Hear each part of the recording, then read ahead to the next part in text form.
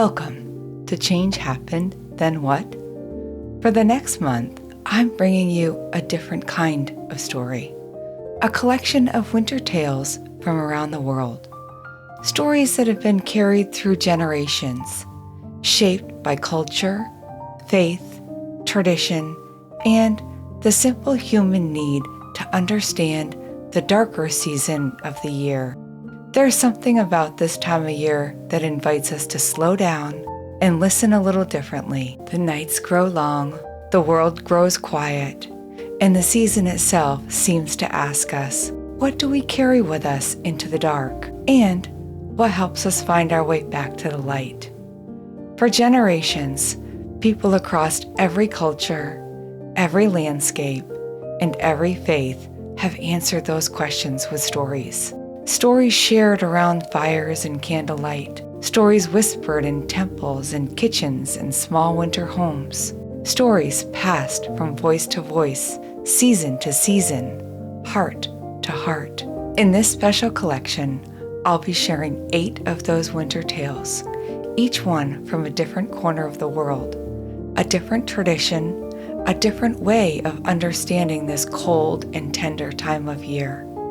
Some come from ancient myth, some from history, some from legend, but all of them carry something unremarkably human, because when you listen closely, you start to notice a thread running through them, the desire to belong, the need for hope, the belief that light always returns, and the truth that we are held by each other, by memory, and by something larger than ourselves. These stories remind us that even though we come from different walks of life, different cultures, different religions, we still are shaped by the same longing for warmth in the winter, for meaning in the dark, and for connection in a world that can sometimes feel divided.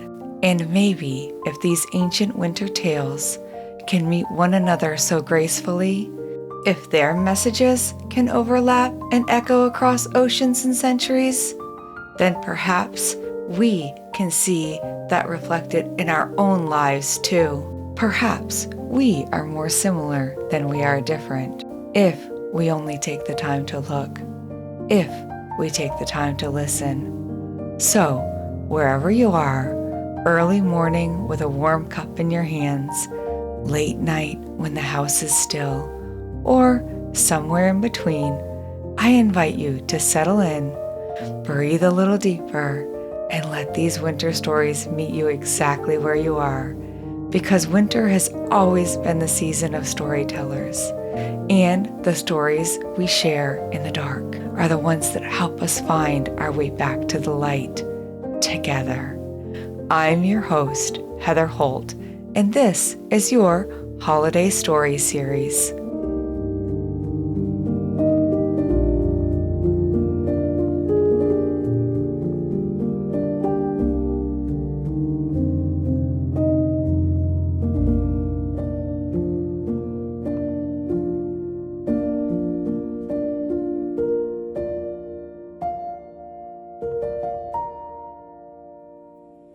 Today's story comes from ancient winter traditions across northern cultures, from the Norse and the Celtic people of Europe to early communities who lived by the rhythm of the land and sky. Long before the winter solstice appeared on calendars, people watched daylight shrink and felt the deepest quiet of the season.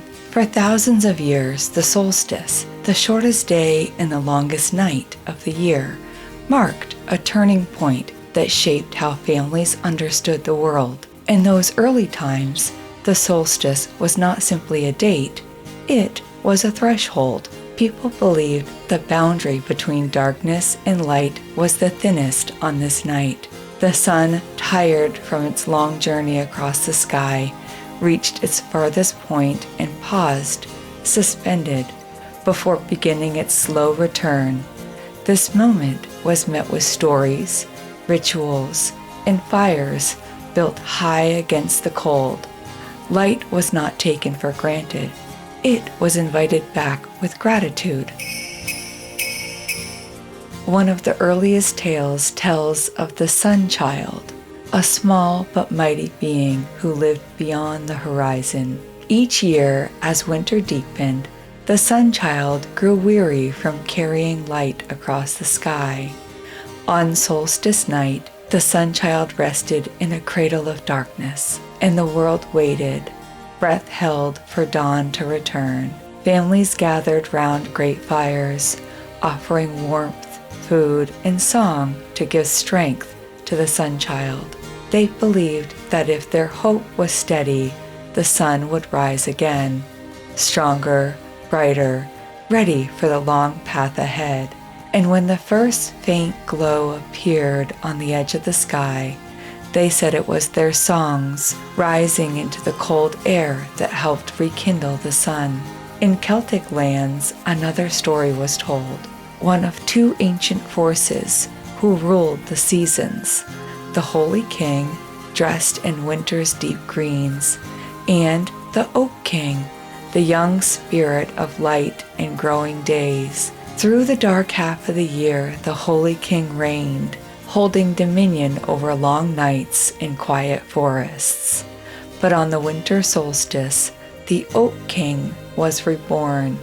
His return marked the gradual lengthening of days, a reminder that life stirs beneath even the frozen ground. Farther north, families told stories of Freya, Baldur, or protective spirits who watched over travelers through the darkest nights. Though the details differed, the heart of each tale was the same. Light may fade, but it is never lost. The turning of the year was a promise that brighter days were ahead and on their way. People honor the solstice with candles, lanterns, and bonfires that send spark into the night sky, not to chase away the darkness, but to honor the balance of it. Winter is not seen as an enemy. It is seen as a season of introspection, a time when the world drew inward, preparing for the slow and certain return of the sun.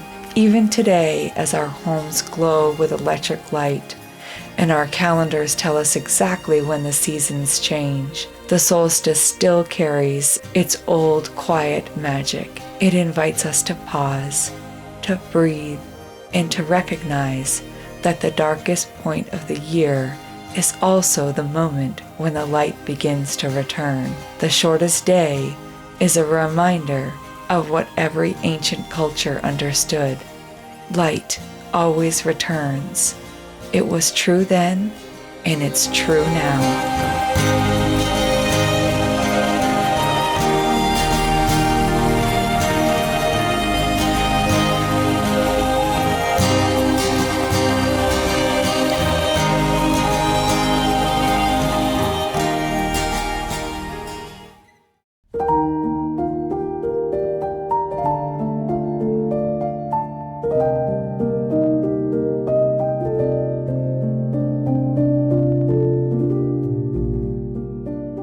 Thank you for spending a little time with me in this winter story.